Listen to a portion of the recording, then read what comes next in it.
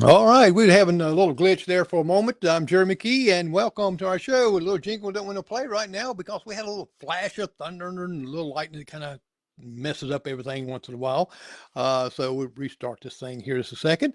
We got a great show for you tonight. We have a master beekeeper and all the way up from Canada that's going to talk about all kind of things that we should know about bees, especially way up north. It's 42 degrees up there where she's at. Fahrenheit. I'm not going to translate it to Celsius, of course. Her name is Raylynn White. She's a therapist and a master beekeeper. She's based in Canada, and she is a registered social worker who provides virtual therapy for residents of Ontario and Newfoundland. And she specializes in helping clients navigate through grief, burnout, and life transitions. Lord, don't we all have those? Often blending her systems thinking with her unique background as a master beekeeper. And we're going to bring her on. And her name, Raylynn White. We're going to see. Let me do a little clicks here. And, I am a one-man band. Uh, well, I keep doing it. There we go. I'll bring you in. I'll bring you out. Bring you in. Bring it out. Like I said, we had storms through here, and it would happen. It's always going to happen when you get started. And how are you doing way up in Yeah. Newfoundland, Canada? First, I have to thank you for that wonderful introduction. Wow. Gosh, it makes me feel really good. Thank you. Well, you should because you do some fantastic things, and you are a master I beekeeper, am. and you know that when you're let me switch this right here right quick and bring you up here a little bit. There we go. Yeah, see you a little bit more.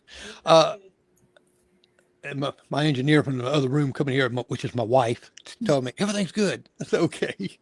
Now, you're a master beekeeper. How do you become a master beekeeper? I'm just curious for myself. Yeah.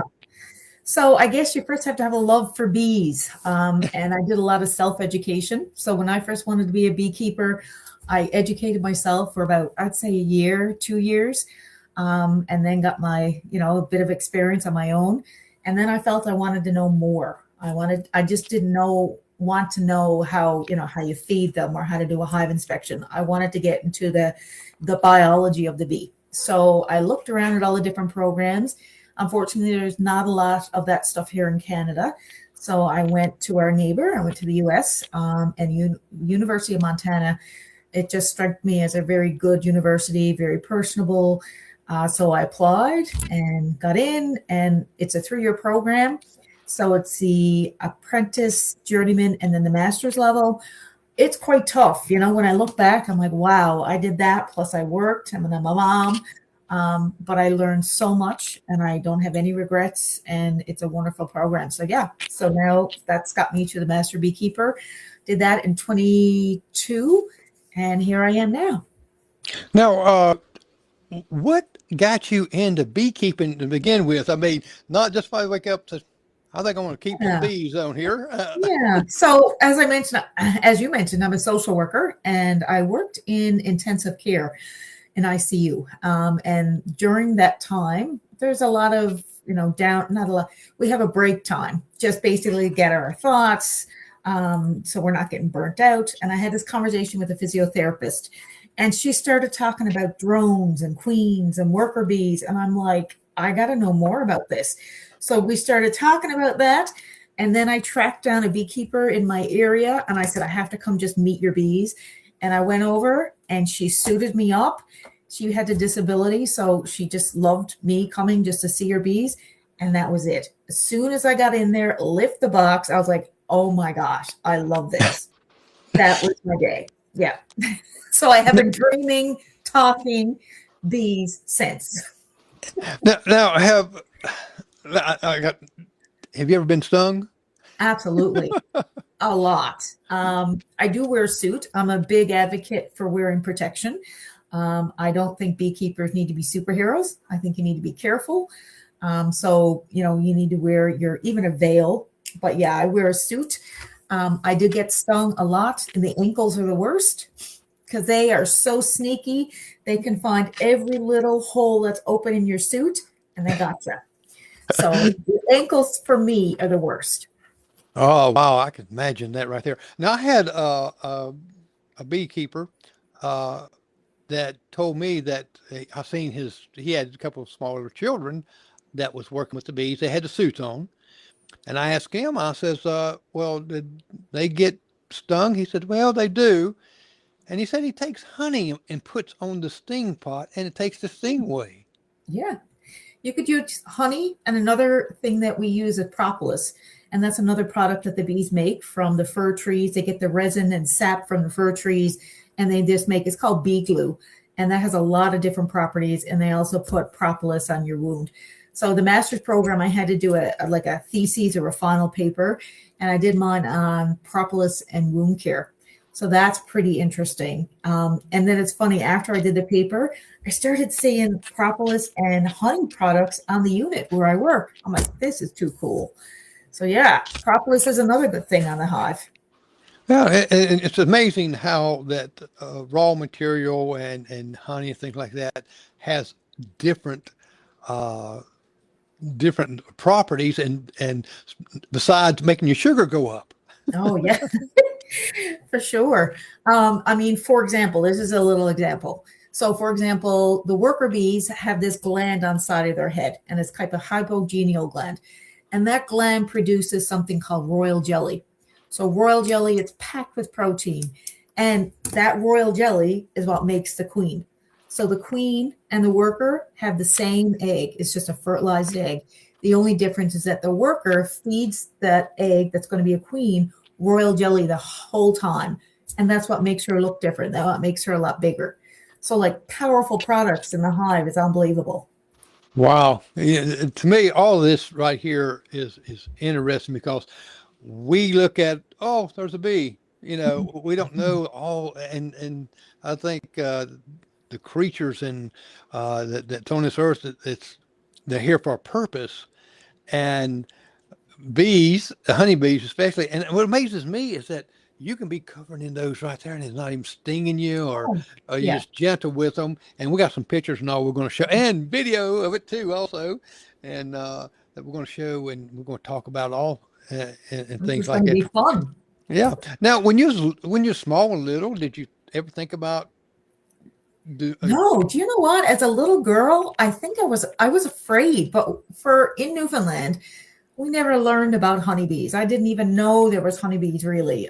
I guess we just never learned about it. They weren't very common because honeybees were brought here. They're not native to the island, right? So we bring them here. So I remember as a little girl, I was frightened to death of bumblebees. I wouldn't walk in through the door if there was bumblebees on the flowers.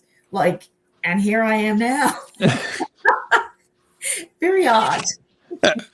And and that's funny how life changes like that, isn't it? Oh, I know, right? Now, have you always lived in the town that you live in now, Newfoundland? Yeah, so I'm actually living in like I guess the homestead. So this is a house that I grew up as a little girl right up through. My dad passed away, and I took over the family home. So it's precious to me. I just feel close to dad, obviously, just being in this house. So we're in the country, so I'm about 15 minutes away from the city. So really, I'm in the woods, and I love it. Yeah. And if I wasn't in the woods, I wouldn't be able to have all these bees. So that's the big draw for staying here. Well, I'm seeing my lights flickering. I'm just hoping that this goes away. Uh, Now, you living up almost to the Antarctica. I mean, way up the other end spectrum, where it's 42 degrees right now, and here is like 80, and keeping the bees warm. What is your preferred hive configuration? What Yeah. types of moisture boards or insulated Yeah. for surviving those harsh uh, coastal winds up there and the dampness Mm. and all? So on the site, I always talk about, beekeeping, and I always say you have to adapt it to where you're from and your environment and your temperature. And that's no different than beekeeping here. So in Newfoundland, our bees are in the cluster because they get in a cluster in the winter for almost 6 months of the year. So this year and last year, I put my bees in a shed. So I overwinterized them in a shed. I put them in October and I left them in. Well, this year I took them out a little early. I took them out in April, the 18th of April. So the big thing in Newfoundland with bees is that you have to insulate your hive. So just like you insulate your house, I insulate all four sides with rigid insulation. And then I put a top pillow on top of the hive because that's where your heat, more likely your heat will escape. So top pillow there, and that's going to keep the heat down. And basically that's it. The odd thing about when you have to insulate your hives is you have to keep your bottom completely open. So if you, the first year, I was like, I got to get all these bees hot and warm, close off the entrance, like just enough for them to get out. And a lot of moisture developed. And I learned you need to keep your bottom entrance completely open. And that's just for air circulation. So this year I went in, I think with 18 hives and I came out with 18. So I had no losses this year. So I'm pretty impressed by that.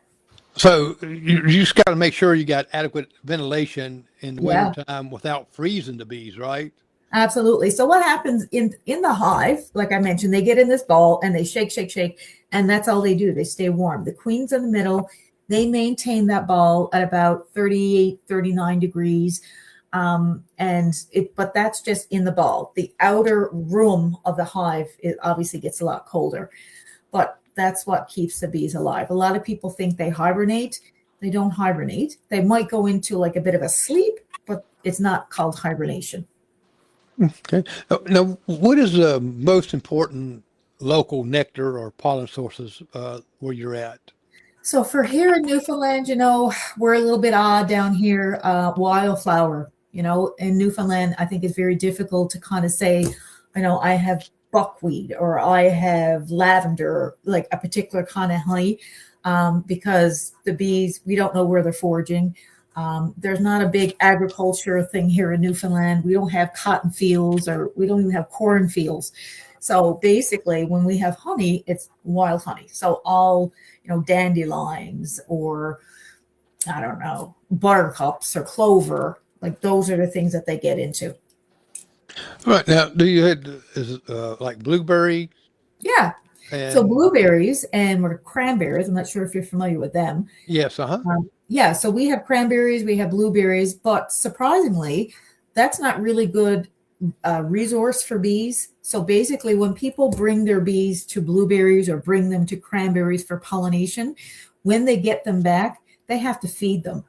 So there's not a lot of resource for bees when they go pollinate cranberries and blueberries. Oh, okay. What Yeah. is fireweed? Fireweed is just a plant that the bees can get into, and they get nectar and pollen from that, and they can make honey from that. As far as I know, I have never heard of fireweed here. Oh, okay. I didn't know if it went that far up or what. Mm. I've heard that, and I was trying to figure out what is fireweed. Now, I know your summers are short up there, and of course it's cool, even the overcast days. And where bees really they can't fly very well. How do you adjust your honey harvest sometimes or timelines so the bees don't starve? How do you do that? Okay, that's interesting. So our summers, yes, they're short. We go from, say, I guess you call June our summer start, and then June, July, August.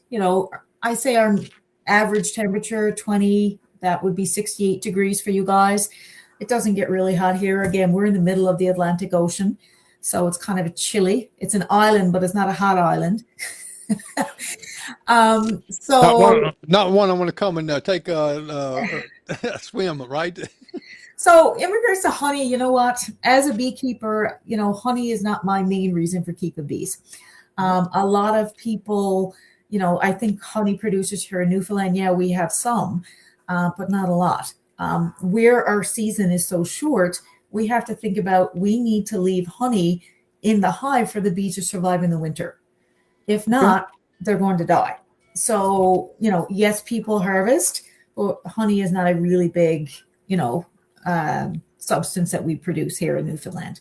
Okay. Well, like I said, being in the South down this way, and the ones I've interviewed here, I guess that's being the weather great as it is, Yeah. they produce a lot of it. Now, I know you have the late springs there, but how do you handle like colony buildup and Yeah. prevent early swarming? I think you're a beekeeper. You sound like Well, a beekeeper, my friend. well, I've interviewed a couple, and before I got to the master, Okay. I better be on my P's and You're Q's. impressed. I'm impressed. So for like this, okay, so this time of year, my bees are just starting to ramp up. I took them out on April 18th. I have to do, take off boxes if they're not using them. Obviously, through the winter, you're going to lose population. So you might go in the winter with like 2 big deeps. When you come out in the spring, this top deep is probably not even going to be used. So big thing is that you have to take off the room that they don't need. Bees like it tight and toasty. That's what I call it. So they don't like a lot of space. So the big thing is I feed this time of year. We're just getting dandelions now. So in order to build up, I have to make sure they have sugar water. And again, a lot of beekeepers in your area or in hotter areas don't get that because you have a lot of resources for bees. We don't. So if I don't feed them to build them up, they're going to die. So that's, to help build them up, I give them pollen patties. I give them a sugar syrup mixture. And, a big thing this time of year is just to leave them alone. And a lot of people get in their hive way too much. For me, I get in every 7 to 10 days.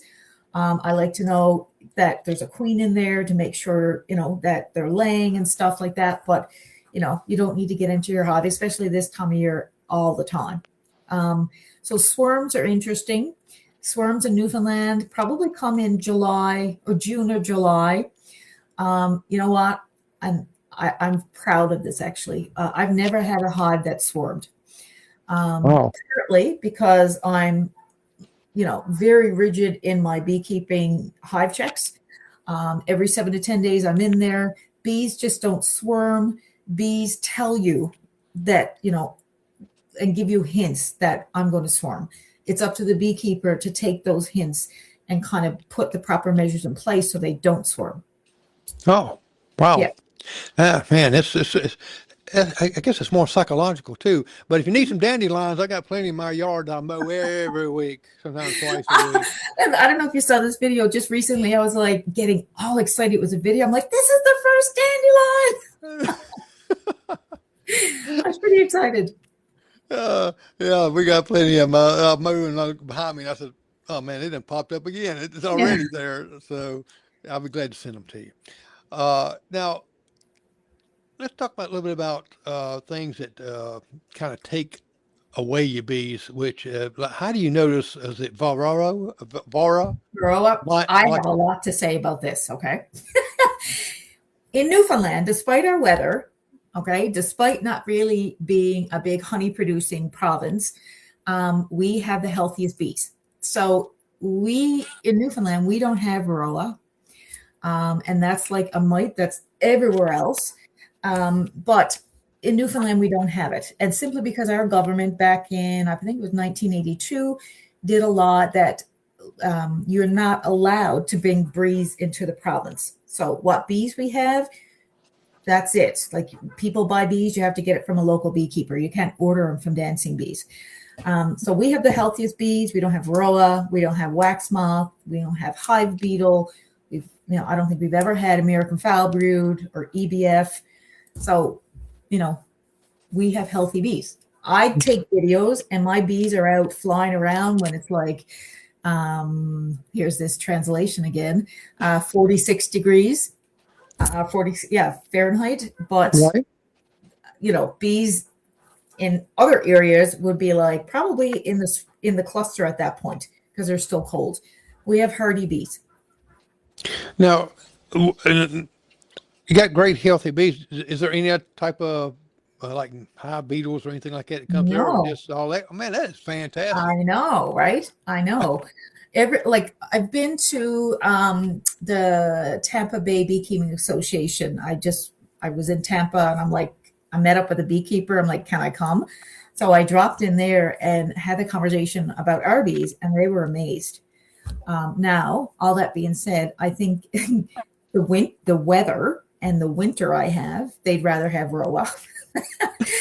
But, we have healthy bees. Well, that's great. Now, one thing I learned about, it's like we have races here and bees have races. Yeah, Uh, absolutely. I think Buckfast, Yep, Cardinalian, Buckfast. and Yep, Italian. yep. What is it? Can you really tell by looking at them? I mean, Oh, absolutely. Yeah, you definitely can tell by the coloring. Sometimes it's their temperament. Sometimes certain bees have more of a tolerance for varroa or like varroa resistant.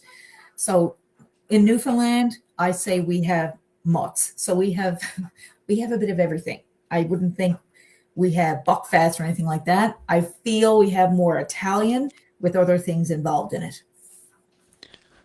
I mean, that's like another one of them surprises that I had. Seeing this is racist. Bees got racist. I think Oh, it's all absolutely. bees. Yeah.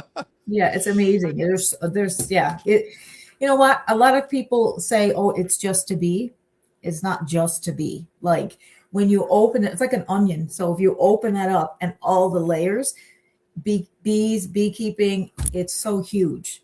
Like I've been studying this now well, really deeply in 2022. I'll never know it all. Never. A surprise around every corner, right? Oh, absolutely. They throw something out all the time. Now, if someone was starting being a beginner where would you suggest they get their sources, their packages, the nukes, or Yeah. So that's, locally raised bees? I mean, yeah. to me, I think I'd want to get it from up where y'all at. Yeah. Good healthy bees that yes, that's Yeah, where I I go. agree. If people are getting bees, I would suggest like local because when you think about it, local bees are already adapted to the temperature, to your environment, to the resources.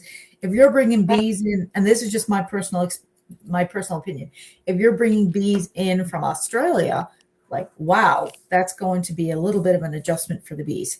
So my suggestion would be local bees. Right. Well, like you said earlier, like that, you wouldn't want bees from way down here to come in to your colony up there because of danger of mites and Yeah. different stuff like that. And someone told me so healthy bees are good bees and they kind of stay with you a little bit. Oh, absolutely. One thing I'd just like to say about the nuke thing is that and even here in Newfoundland, it's been an issue. I think if new beekeepers are looking for bees, just make sure you're going to a reliable source. So, like every business, and there's not so great people involved in it. People are cutting corners. People are not giving you things that should be included in a nuke. For example, a queen. I've heard stories where people sell nukes with no queen. Well, that's setting you up for failure big time. So you really just have to be mindful, ask lots of questions, show up a few days before, have a look at your queen, just to make sure you're getting what you pay for. Right. Now, how many bees do you have? I mean, I've seen a lot of Yeah. boxes out there. How many?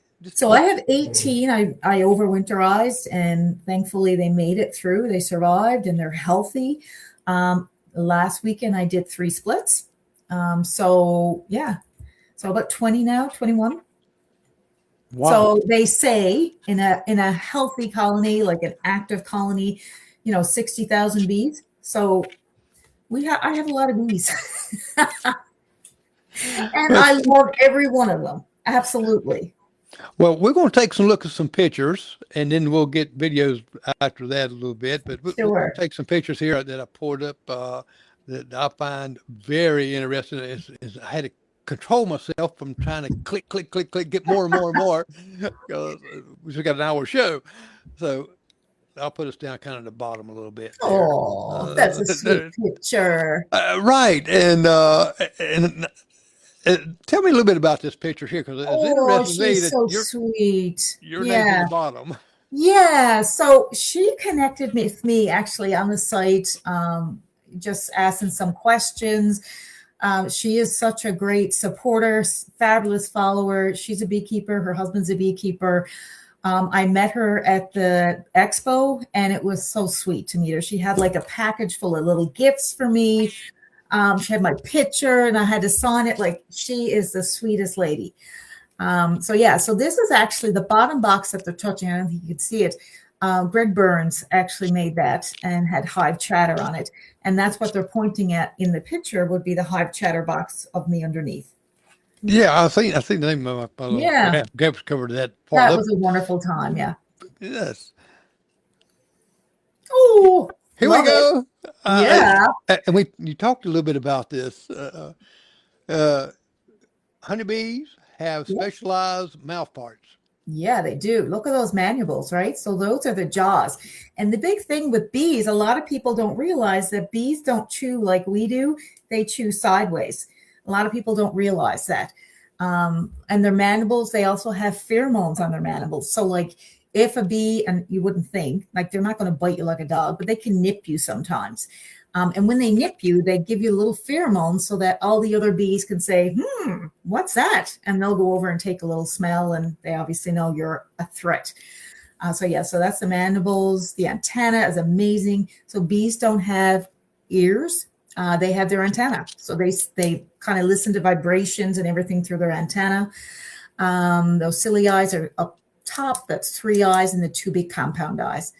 I love this. This is awesome. Thank you. Yeah, that intrigued me. Ooh, Yeah, trying to think. it's a lot there in that picture. It looked like almost like an alien, you know. Yeah, absolutely. And see, if it was a drone, how I would know is that the eyes are absolutely huge on a drone.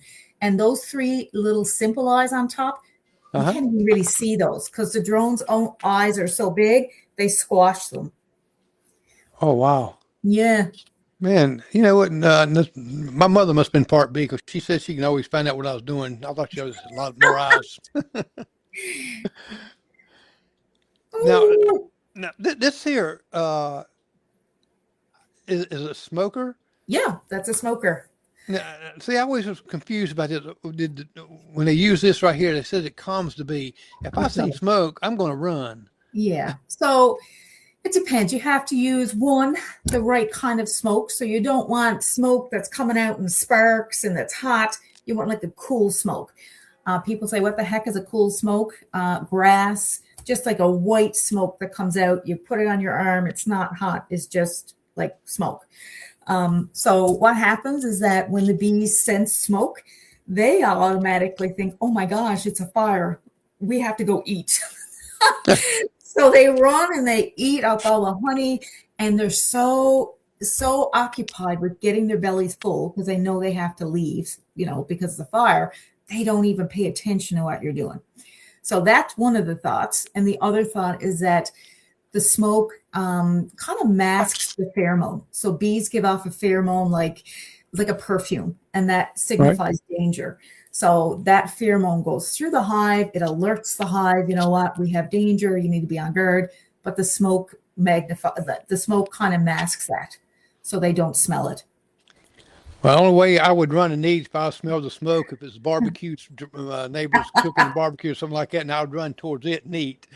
But but I always did wonder that. I'm glad you cleared that up, Oh, good. Thank you. and it's not like most people say, "Well, I just give me a fire or a little smoke on a stick," and they don't work. Yeah.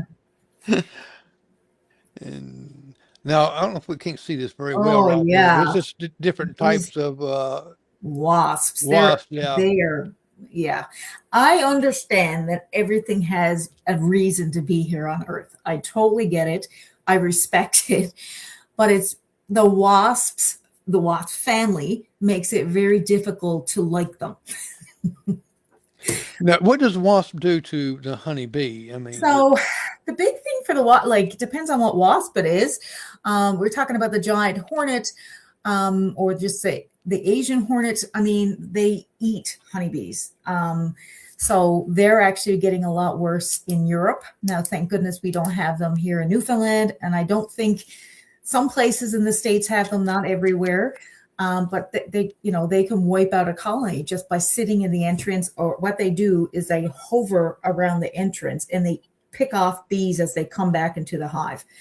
So, bees can also protect themselves depending. So, for example, they can ball, and I did a little word about this the other day on the site. So bees, what they do is they balling. So they have a wasp that enters their hive, and they're like, okay, this is a threat. We got to get this thing out of here. What they do is say one bee jumps on it, and then all of them jump on it, and then they shake. and that increases the temperature to like a boiling point and suffocates that wasp and like just stresses that wasp out and they die. So that's a way that they prevent or that they can kind of defend their hive. But yeah, wasps, I'm telling you, they're hard to love. But I get they have reasons to be here. I get it. But they just need to leave alone the honeybee.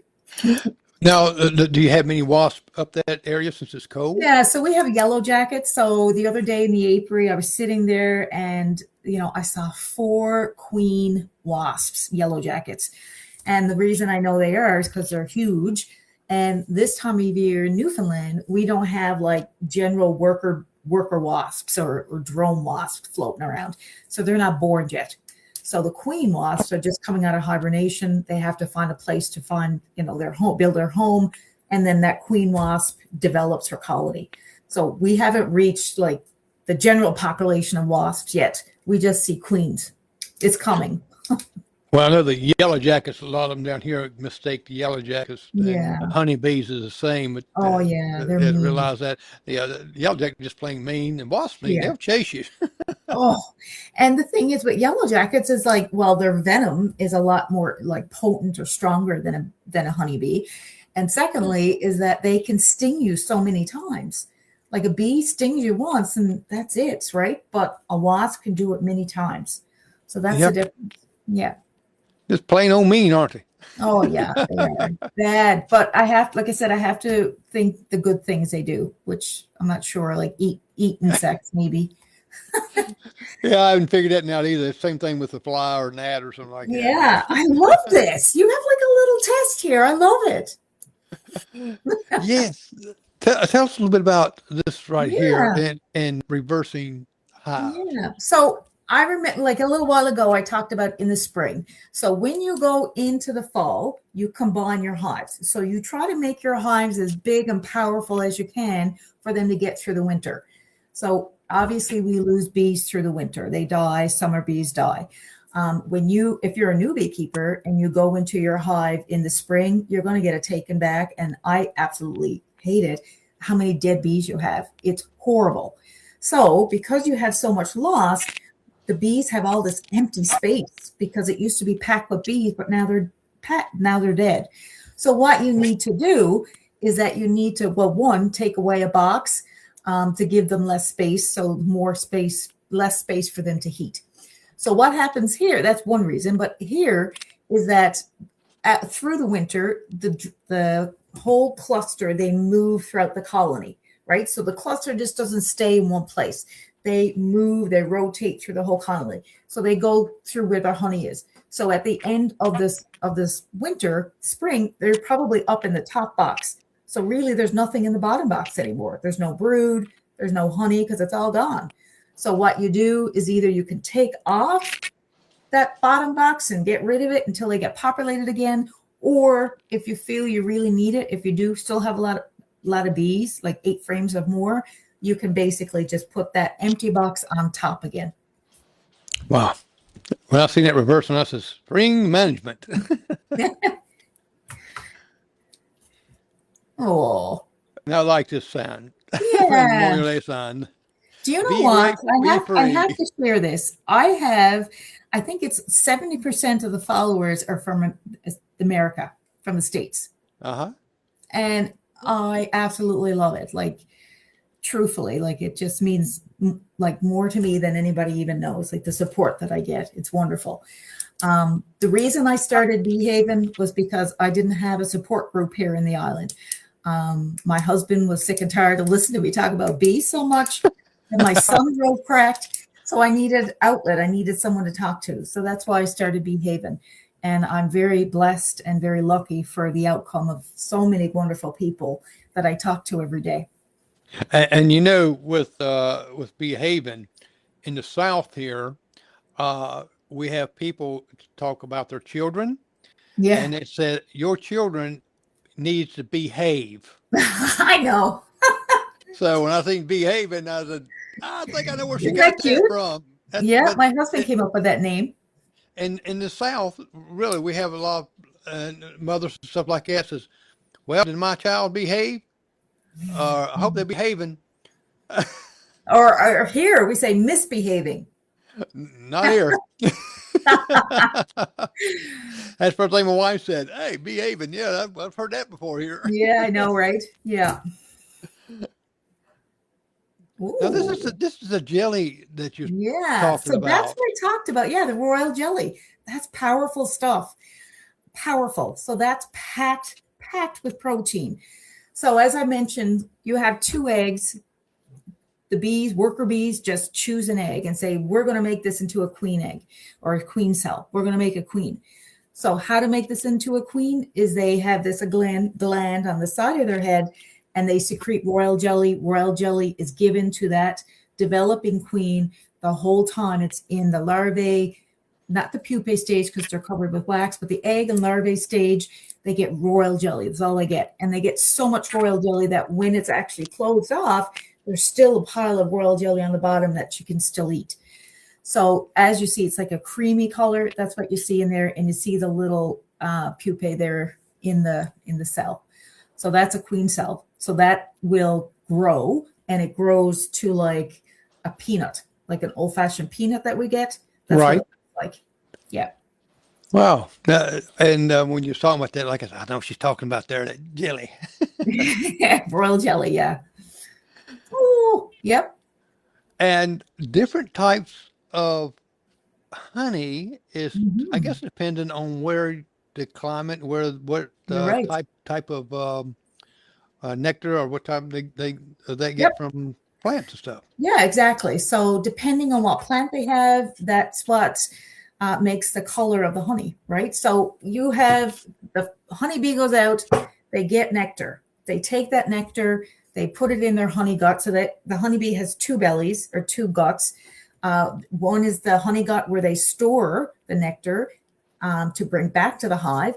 And the other gut is where they let a little bit seep through to actually get what they need to eat. So what happens is that they put that nectar in the honey gut, they fly back to the hive. There's a receiver bee at the entrance. This forager bee comes on, gives the receiver bee the nectar. That receiver bee puts it into a cell, and then they dehydrate it and they add their enzymes and special ingredients, and that's what makes honey. And again, so it's the nectar that makes the different colors. Wow. And you thought the cow was, breaking milk from that, worked hard. These guys work hard. Oh yeah, for sure. Hey. Oh Now, this is your yeah, different. this drone. So over here's the drone. That's a male bee. So the interesting part about the drone is that it has a grandfather, but that doesn't have a father, if that makes sense. So a drone is made out of and people find it really difficult to understand this, but a drone is made out of an unfertilized egg. A worker bee is made out of a fertilized egg. So that's the difference, right? So, and the queen obviously is made out of a fertilized egg that's given royal jelly. So the drones are only like through your winter, when you go through your winter, there's hardly, if any, drones in your colony. In September, all these worker bees drag the drones out and they don't want them in the hive because they eat too much and they just take up space and they just don't want them in the hive. They're like a leg to the hive. So they actually kill them. They won't let them back in the hive. But this time of year, there's lots of drones. And Wow. that's because the queen has to go on her mating flight. We need drones for that. Well, the queen and the drone kind of look similar, except the queen's, of course, I bigger. know, right? Yeah. So the queen's abdomen, as you can see, is much longer. And that's where like her ovaries and all of her. So this is an interesting fact. The queen can decide if she wants to lay a fertilized or a non-fertilized egg. She decides that. So if she lays a fertilized egg, she's going to release some sperm from her spermatheca and let it fertilize the egg, and then she releases it out for her sting chamber. And then for drone, they just don't release any sperm at all. It just exits out, and it's just an unfertilized egg. Wow. Mm. Wouldn't that be something you kind of pick what you want, a boy or girl? I know, right? Oh. Hey, get this changed over on my side. I always try to greet every day. I try. I don't know. I like it when someone says good morning to me. So I try to do the same to followers. Well, I just I love the coffee cup, and of course your logo on the front of it, and the bee sitting there. Probably people's going to ask us, how did you get that beast to sit there? That's not a real bee. Like this Right. was something I created off a program. Yeah, like I Well, created the Bee Haven sign and stuff like that, but the bee was there. yeah. Well, we can do some crazy stuff like that, but Yeah. somebody's going to ask me. I know that, and I'm going to say, Oh well, yeah. you know what I'm going to tell them? I said, well, you got to go out by the beehive and just sit there with that cup of coffee. I do have some pretty cool videos and pictures of bees, though, real ones. Oh, that's my apiary. Cool. Right. So for people, when we was talking about how many hives and things you have right here, and I thought it was, I look at those and think about Charleston, South Carolina, that has the houses that's kind of painted Oh different yeah. colors. Yep. And I said, well, she got her own little Charleston beehives there. Yeah. So in Newfoundland, we call that jelly bean houses. Downtown St. John's, it's all of these kind of houses, all the different bright colors. So we call it the jelly bean row. So that's what I think about with the hives. Now, I'm glad you took this picture because you know what? This is freshly painted, man. I spent so much time painting each box, but it was fun. I was say somebody had spent some time on that with the different colors Yeah.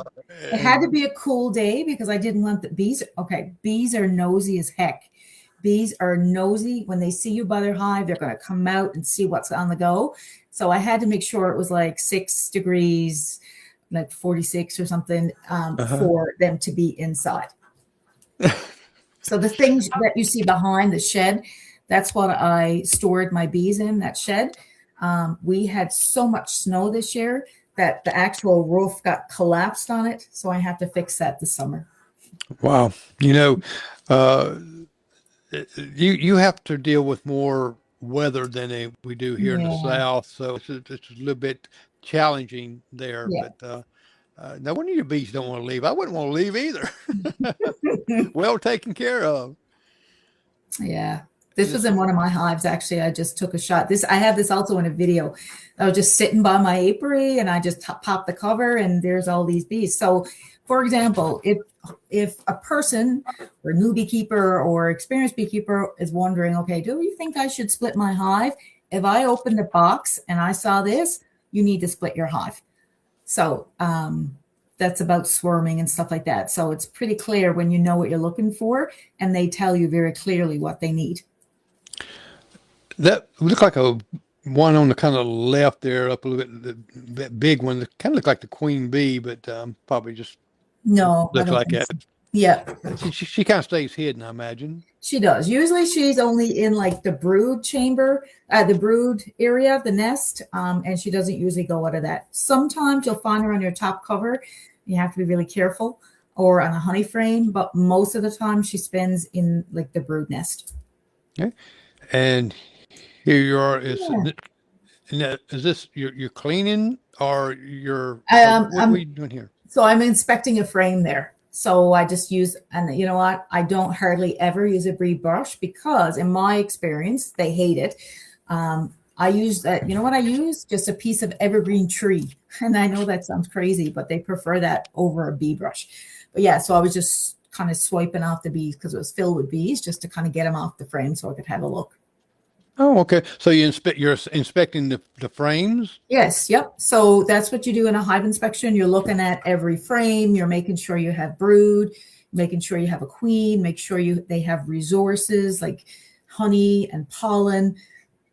We never talked about pollen. So bees also use pollen, right? So they Right. pollinate, but bees make bee bread out of pollen. And that's what they feed the worker bees when they're babies. Wow. Yeah, Man, it's beautiful. that's phew. It's a lot of work. Yeah. So this here you're seeing, that's a big queen cell, as you can see there. Yeah. So again, that's either that hive, it needs to be split, or like I said, maybe there's no, I can't remember if there's a queen in there or not. But yeah, so that's what you're seeing there. It's just an inspection. Okay. Cool. Yeah. So like A lot of people aren't really familiar, I guess, or aware that the worker bee only lives 6 weeks. That's it in the summer. This could get really deep conversation here, but I'm looking at our time. Oh, that's okay. The drone lives about 90 days.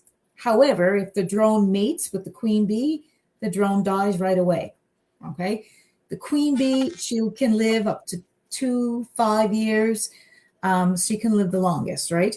So the worker bee, what happens? Yes, they live 6 weeks in the summer. However, if in the winter time, what happens is that when bees go in the fall, in their hive in the fall, their aging stops. So they don't age. They just stay the same age as when they went in the fall. So when I take them out in the spring, they pick up right where they leave off. So they last like, it could be months. They're Wow. winter bees. Yeah. So that's a little tidbit of information a lot of people aren't aware. Yeah, I just thought it was interesting in the lifespan there. Yeah. I was thinking, matter of fact, I wasn't even thinking that. I thought, well, they're just going to live forever. And that's especially the worker bee. I guess they work themselves to death. Yeah, absolutely. And that's what happens. So the last stage or the last job of a worker bee is a forager bee. So they go out and they forage, and what happens is that their wings get all raggedy, they wear themselves out. And that's what happens, right? They die because of they're wore out. Wow. Yeah. Now I'm glad I'm not a bee. Oh, yes. That was fun. Thank you for that. I liked it. Well, we got a couple of videos I want to Ooh. show, and just actually showing some of the bees and things in Sure. action. I'll bring it up right now.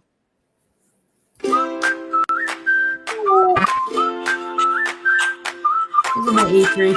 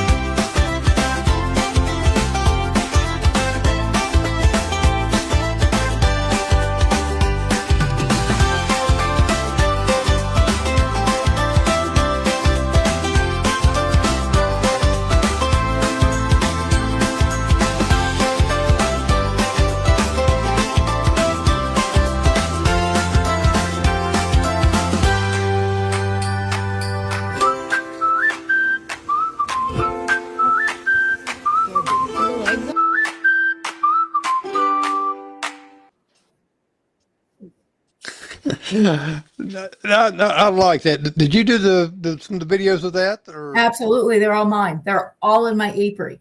I love the one, if you can see, remember, I'm like trying to smooth this bee down, and you could tell like she was getting a little bit miffed because she arched her back and showed me her stinger. But yeah. How did you get them to line up a heart shape? Oh, that was just funny. That's a trick. Oh, yes. Me, right? Yeah. Right. And I've got another short one here too. Let's play this one too. So this is what you like to see when you're introducing a queen. As you can see, they're not aggressive, they're not biting, they're not trying to sting her through the holes. They're basically just very curious. They want to get at her. As you can see, I can see some of their tongues going in there trying to feed her. I think I'm going to let this lady go. This hive has been without a queen for maybe a week. So they're loving this pheromone.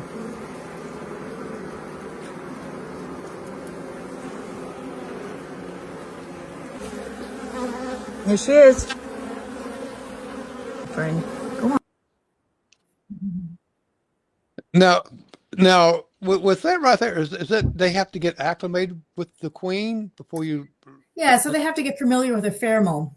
So, for example, like I mentioned, if you have a hive that doesn't have a queen for a long period of time, they will usually accept it pretty quickly.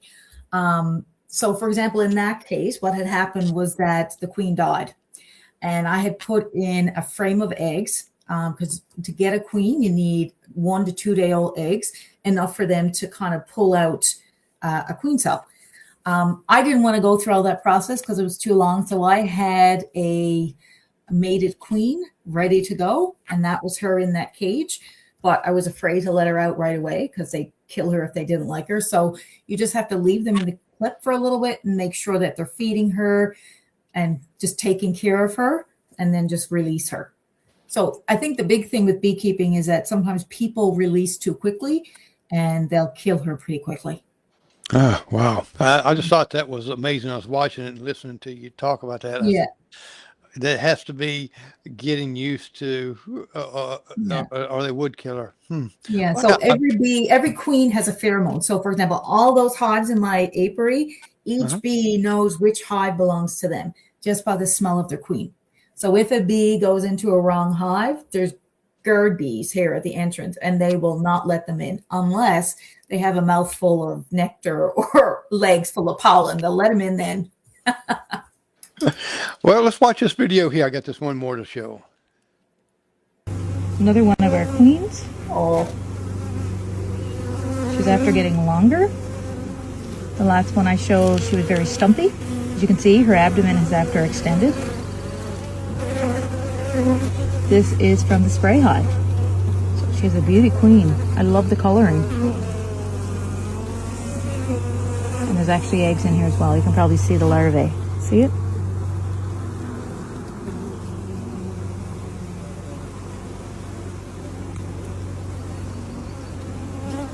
Woohoo! I'm gonna mark her now. Now, how many decibels does those beehives put out as far as sound goes? I'm not sure. That's a question you stumped me on, sir. That, you know what? That video brings back so many memories because last year I had a call for a swarm. I, like a crazy woman, driving in, I got a swarm to catch. I got to get a swarm. Almost hit a moose on the way to get to the swarm. I go in, I get the swarm, I bring it home, and the next morning I wake up and half the hive was dead. So what happened was that I can only assume it was sprayed with something. The swarm was there for a couple of days, apparently. No one knew about it. So I guess people were just trying to get rid of the bees, and they sprayed it. So that was pretty sad when I went up and all the dead bees coming out of the hive. I did manage to save some of them. And like I said, I did put in a frame of eggs, and they pulled another queen, and that was the queen that you saw, a brand new queen that they created. So that was a sad story, but it was a good story, I guess, at the end. Well, I guess it's like anything that you do in our life. And when I look at all these bees and different things that they do, I look at that as being a learning experience, even for us humans, Yes, you're right. that we actually learn a lot from bees, insects, and different, even ants and things like that. I think they put here to help us learn to behave. You're right. And I say that all the time. What can we learn from bees? Resilience, teamwork, I say even kindness. If they see a bee coming in with sticky wings, they're going to groom it to death so it can fly again. So there's so many different examples of what we should be looking at, or examples they give us of what we should be. Exactly. Well, we're ran out of time, and I really appreciate you coming on. This is wonderful. It's been a great learning experience. I enjoyed looking. Folks, go to her Facebook page, Bee Haven, and you'll learn a lot. Look through her pictures, her videos, her reels, and things like that, and you will be amazed. And send her a message if you have a question. I'm sure she will answer you. And we just appreciate you, Raylynn, for coming on and giving us a good experience. Thank you for the opportunity. I love chatting with you. Absolutely. And I think you should get bees. Like I said, the bees would move out. Perfect. Well, I'm going to stick you backstage in a second, and I'm going to close out, and I'll come right back to you. Okay? Thank you. All right. You heard some great things about beekeeping and from the master herself. And I encourage you, if you're going into a beekeeping, join a beekeeping association. If you're new, get with someone that's experienced, because you don't want to have a bee massacre or anything like that. You want to treat respect, and you want to find out what you want to do with beekeeping, your goal. What do you want to reach? What is your plan? Because you got to have a plan with these creatures right here, because they already have a plan, and they don't like it disrupted, or they go away to somebody else that give them a plan. But anyway, research a lot before you just jump in beekeeping. And I hope you enjoy the sign behind me. Next week, we're going to have a lady on here from corporate that is going to talk about. We just got through the month, getting through this month of May, and of suicide prevention. So we're going to be talking about that, and how companies and corporations, especially her corporation, that talks about, and what sources that they have available for their employees. Well, I'm Jerry McKee, and I hope you have a wonderful, wonderful day. And guess what? Tomorrow's the work day. Not for me. I'm retired. Have a good night.